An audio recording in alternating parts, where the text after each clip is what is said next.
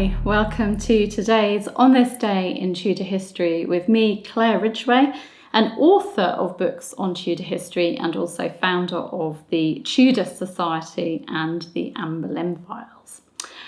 Where am I taking you today? Well, actually, I'm taking you to a very, very important event because today is an important day for us Tudor history lovers because it's the anniversary of the battle which started the Tudor period, the anniversary of the Battle of Bosworth Field, to give it its full title. We often shorten it to the Battle of Bosworth.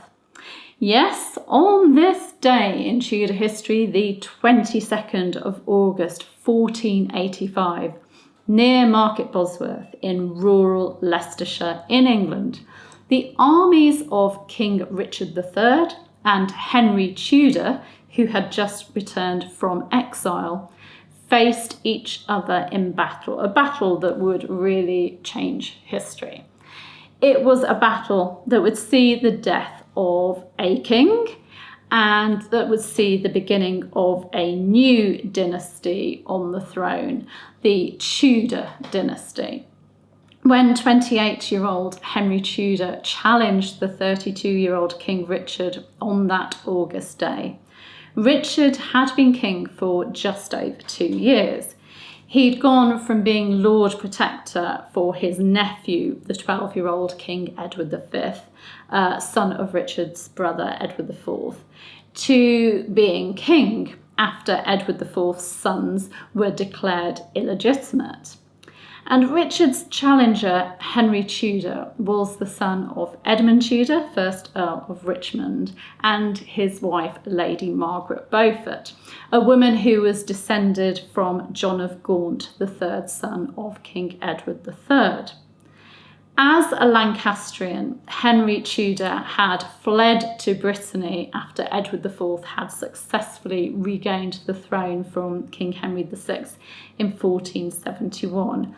And he returned to England after his mother, Lady Margaret Beaufort, had conspired with Elizabeth Woodville, who was Edward IV's widow, to arrange a marriage match between Elizabeth's daughter, Elizabeth of York, and Henry, and also to promote Henry as an alternative to King Richard III. In the summer of 1485, Henry Tudor made his move. With the support of the French and also some English exiles, he sailed from France to Milford Haven, which is on the Welsh coast, to declare war on King Richard. Now, his Welsh heritage enabled Henry to gain more support in Wales. There was a good reason, really, for him landing in Wales, because he could march through Wales, rallying support, march up to his stepfather's Stanley estates in the northwest and gain more support there before marching on to London. It was important that he gathered support to add to his army. And when he finally met King Richard at Bosworth, it is estimated that Henry had around 5,000 men. He had requested the support of his stepfather, Lord Thomas Stanley, and his step-uncle, Sir William Stanley, who were both wealthy men and could raise large armies to support him.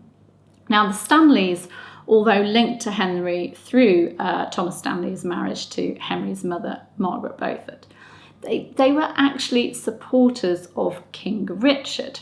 So it was not known who they would support on the battlefield at the Battle of Bosworth. They had ties to both men, both sides. Now, Richard, on hearing of Henry's landing in Wales, took Thomas Stanley's eldest son, Lord Strange, as a hostage in an attempt to ensure that the Stanleys would stay true to him. Now, although Henry had managed to build a large army of around 5,000 men, Richard's men, who were marching out from Leicester in an attempt to cut Henry off as he marched to London, are thought to have numbered 12,000, so a significant difference. Richard must have felt very confident that he could squash Henry Tudor, particularly when they finally met. And Henry's men were struggling to negotiate the marshland on at Bosworth, while Richard's men were safe on higher ground. Richard and his army certainly had the advantage that day, particularly as Henry Tudor had no battle experience whatsoever. Richard took the initiative and he sent the Duke of Norfolk and some men out to attack Henry's men, who'd become strung out in a line below them after being forced to circle round the marsh. Fortunately for Henry, he had the Earl of Oxford on his side, and the Earl of Oxford was an experienced soldier. He knew just what to do on a battlefield, and he quickly created a wedge of men between two banners. And in the fighting that followed, the Duke of Norfolk, who of course had been sent out by Richard III, was killed. This was a huge blow for King Richard, but he still had a huge army at his disposal, a much bigger army than Henry Tudor's. Things looked very good for the king until the Stanleys decided to act. Now, the Stanleys had been watching events unfold at Bosworth, but they had not committed their armies to any particular side. And all of a sudden, they made their decision. As Richard III's cavalry clashed with Henry and his men, who'd been on their way to appeal to the Stanleys, William Stanley ordered his men to attack the king and his cavalry. They decided to side with Henry Tudor. Before the Stanleys and their men reached Henry and Richard, Richard's men managed to kill Henry's standard bearer, Sir William Brandon, who was father of Charles Brandon, Duke of Suffolk, a man who was a real favourite in Henry VIII's reign. And they also managed to unhorse Sir John Cheney. But the tide turned when Stanley's men reached the spot. King Richard III ended up being killed. He was a courageous and valiant soldier who was in the midst of the fighting, but he was killed. And it ended with Henry Tudor being crowned Henry VII later that day, when Richard's crown was recovered from the battlefield. Richard III's body was recovered from the battlefield and taken to Leicester, where it was displayed for several days to show that the old king was dead, before being buried at Greyfriars in Leicester. The new king, Henry VII, secured his claim to the throne by marrying Elizabeth of York on the 18th of January 1486, thus uniting the houses of York and Lancaster and starting a new dynasty, the House of Tudor. The emblem of the Tudor rose symbolised this union by combining the white rose of York and the red rose of Lancaster. So this was the start of a new era, the reign of the Tudors, that iconic family who reigned over England for just 118 years, which is pretty short in the grand scheme of things. But a family that has captured the hearts and minds of many people all over the world. I mean, you're watching and listening to these talks about Tudor history. So it is amazing how so many people all over the world have just fallen in love with Tudor history. The remains of King Richard III were, of course, discovered in 2012.